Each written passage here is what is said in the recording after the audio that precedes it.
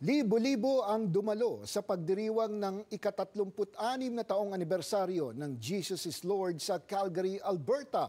Alamin kung gaano na nga ba kalaki ang JIL sa probinsya at ang mga itinampok sa nasabing selebrasyon. Narito ang report.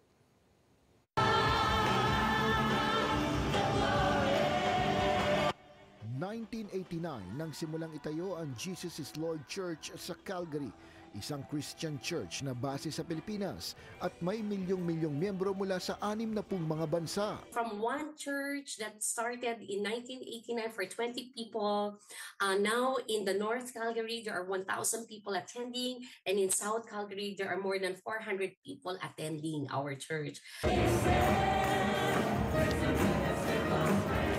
Ito lamang nakaraang linggo, kanilang ipinagdiwang ang kanilang ika-36 na taon sa Alberta.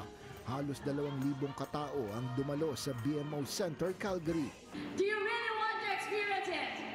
Amen. If you truly believe it, now say and declare, praise the Lord! Praise the Lord! Sige, palapakan muli natin ang ating Panginoon Jesus. Naging tampok din sa pagdiriwang ang pagbabahagi ng salita ng Diyos at ang kanilang pananampalataya.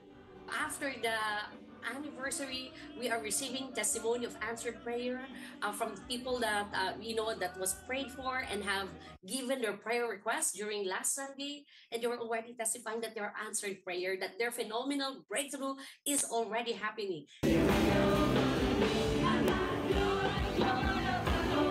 Naging bahagi din ng selebrasyon ang pagpapakita ng mga talento ng kanilang mga miyembro sa cultural presentation. Gayun din ang pagkilala sa kabutihan ng simbahan sa pagtulong lalo na sa mga nangangailangang kababayan. We're always here to pray for everyone, to those who have needs, and even to help them during the times that that there are other needs as well, especially for newcomers. We are here to help them, to be able to become stable, find jobs, find houses, help them here, so we're doing that as part of our iCare program. Batidaan nila ng kanilang simbahan na maraming Pilipino ang naghihirap din sa Canada. Ito man ay dahil sa kanilang immigration status, kawalan ng trabaho o kahirapan sa buhay.